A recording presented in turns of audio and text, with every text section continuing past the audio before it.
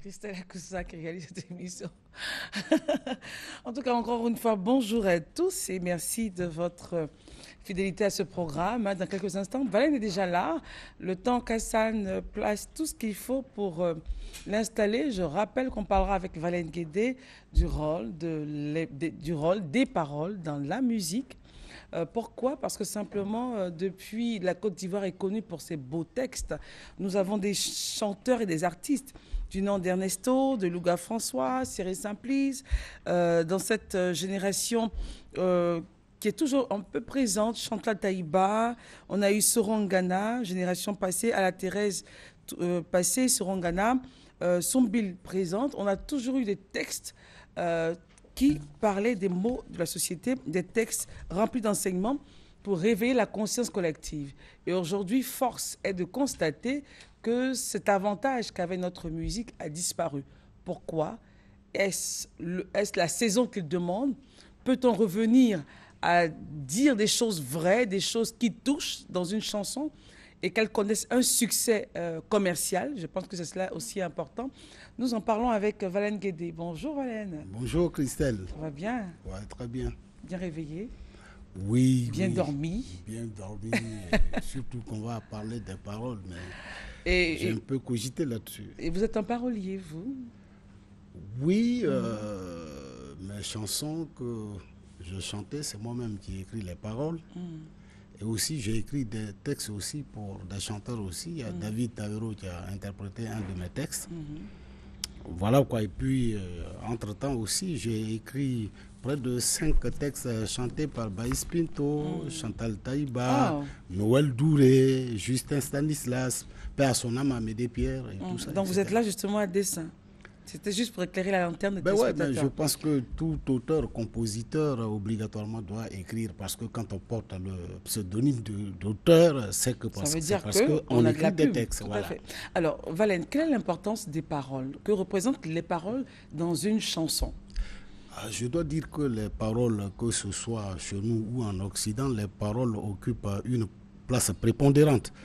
Et d'ailleurs, c'est en fonction de la teneur, des sens, des paroles qu'on écrit des textes, dans la majorité des cas en tout cas. Et puis aussi, si nous revenons à nos sociétés, qui sont des sociétés de tradition orale, où la parole se transmet, l'histoire se transmet de génération en génération à travers la parole, et je pense que la parole aussi occupe une place prépondérante. Car une chanson, avant tout, même si aujourd'hui nous faisons face à des textes un peu fades, etc., la chanson est faite pour éduquer les jeunes et même tous ceux qui vivent dans la communauté. Alors donc, la parole occupe une place prépondérante. Et d'ailleurs, c'est pourquoi dans nos sociétés traditionnelles, même meilleur chanteur que celui qui a des textes significatifs. Qui dit des choses qui touchent. Qui dit des choses qui touchent, qui parle de l'histoire de la société pour apprendre cette histoire-là aux membres de la communauté. Et d'ailleurs, même dans les traditions, le Tourou qu'on pratique dans le centre-ouest de la Côte d'Ivoire, le nom que ça porte, Tourou en Nyabois ou en Guéré, ça veut dire raconte-moi l'histoire, apprends-moi l'histoire. C'est pour dire que la parole occupe une place prépondérante. Donc, aussi bien. Pas n'importe quelle parole. Ah non, pas n'importe quelle parole, il faut bien sûr. D'ailleurs, c'est pourquoi dans certaines sociétés, l'on prend des mesures pour écouter les paroles avant de les exploiter, diffuser publiquement. Alors, essayons de réfléchir, de disséquer les paroles que nous avons.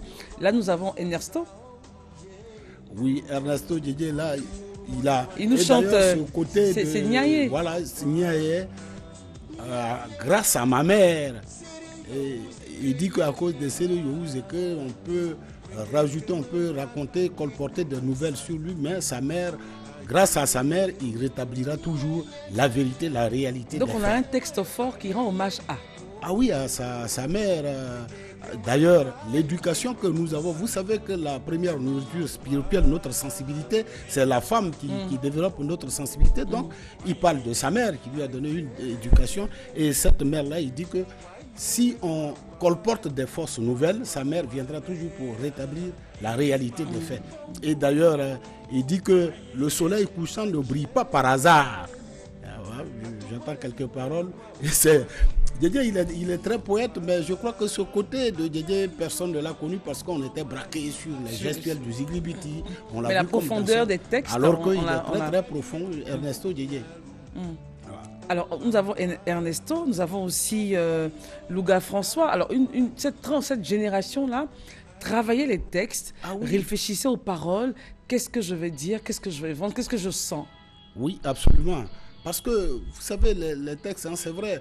Et d'ailleurs, même les couleurs musicales qu'on imprime sur une partition à une partition viennent de la profondeur des textes aussi, de la teneur des textes. Et c'est en fonction de cela qu'on écrit la musique.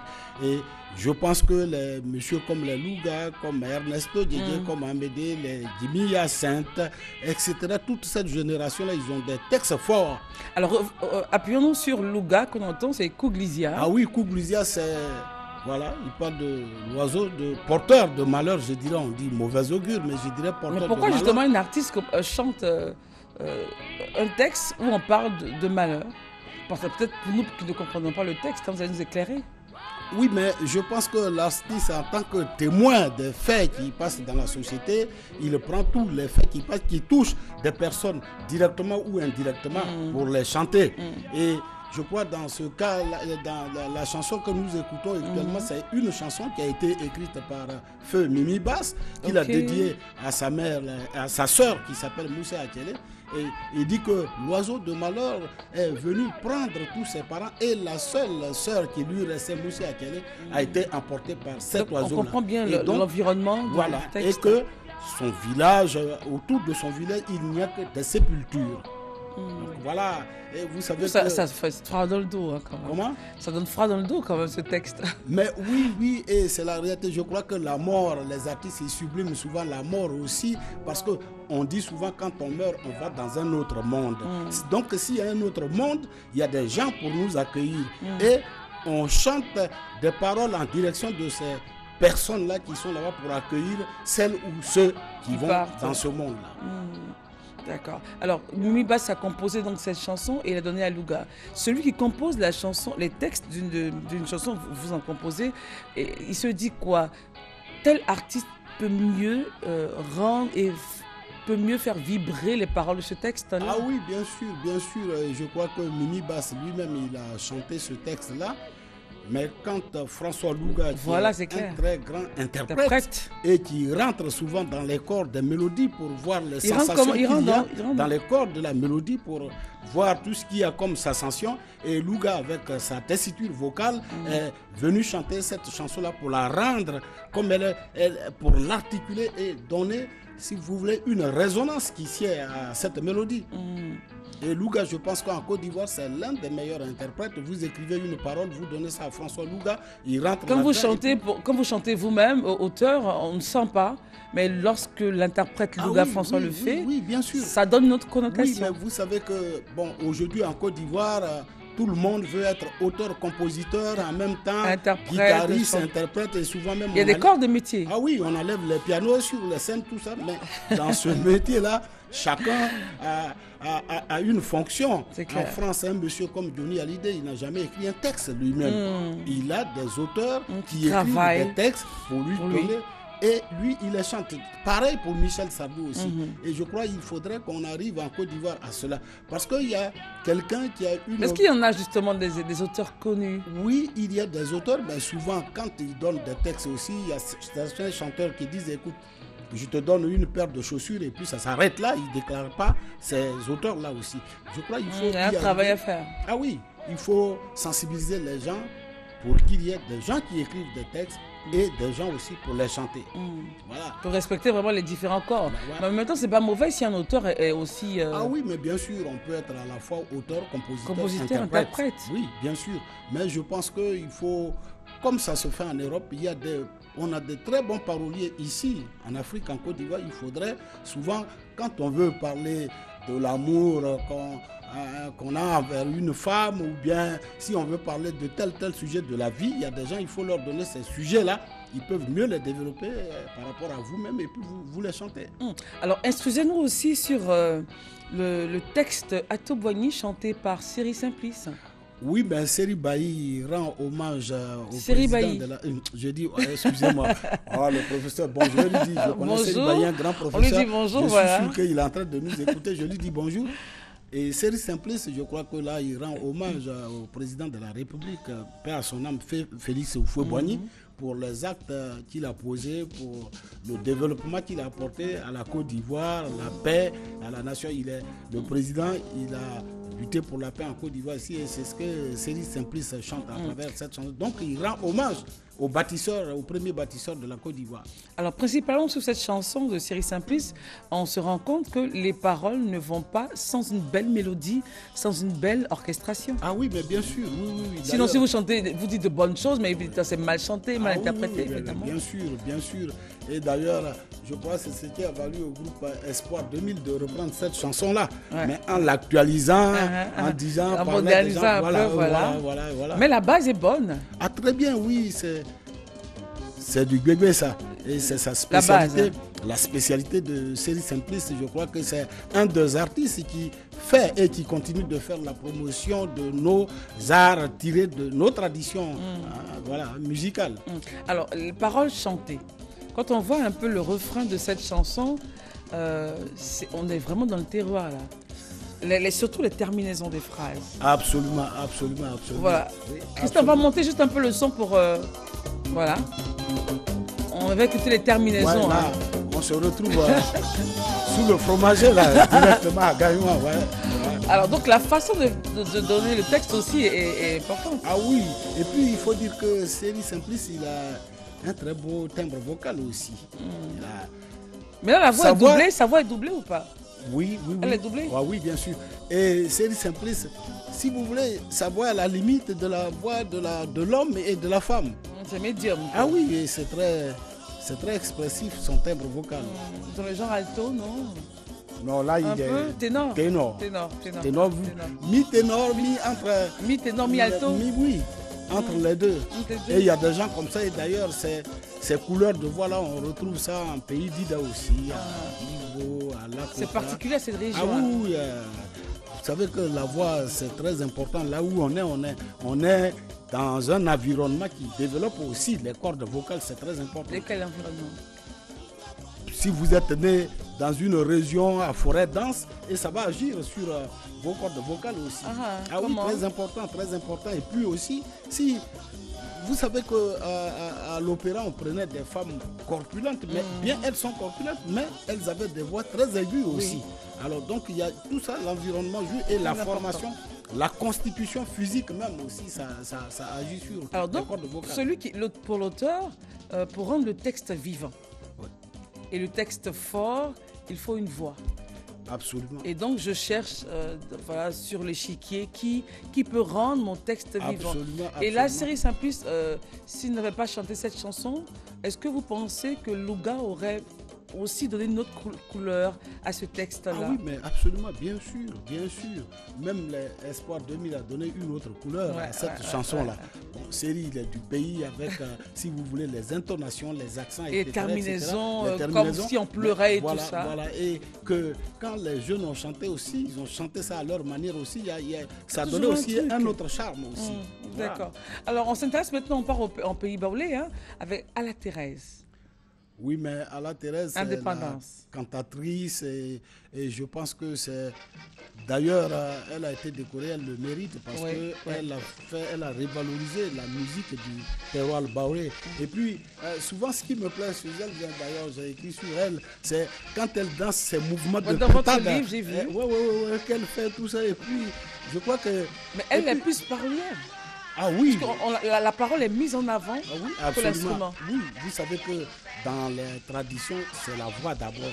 Et d'ailleurs, même dans l'histoire de la musique, c'était la voix, la parole d'abord. C'est en fonction de l'évolution de la voix qu'on a écrit, on a créé d'autres instruments.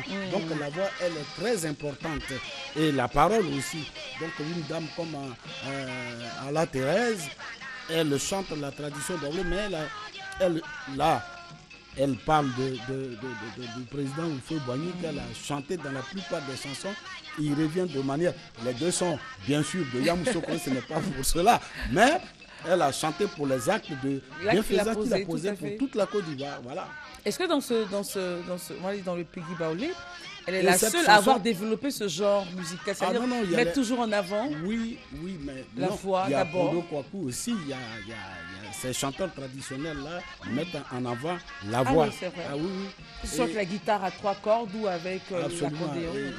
Et d'ailleurs, c'est ça même. Ça me plaît beaucoup cette guitare à 3 cordes. Parce que oui, ça donne une résonance particulière à cette musique-là qu'on ne retrouve nulle part que dans le pays baoulé. C'est très important. Et puis, il faut dire aussi que les structures musicales au niveau de Baoulé, on retrouve ça un peu quand on va vers le pays Goulot aussi, vers Boisflé. Il y a ce brassage-là. Voilà, on trouve ce brassage-là aussi. D'accord. Donc, Ala Thérèse n'est pas la seule à avoir chanté comme ça. En pays Baoulé, c'est les chansonniers. Oui, voilà. C'est une pionnière et il faut la lui reconnaître. Et d'ailleurs, cette chanson qui passe a été interprétée par Wediped.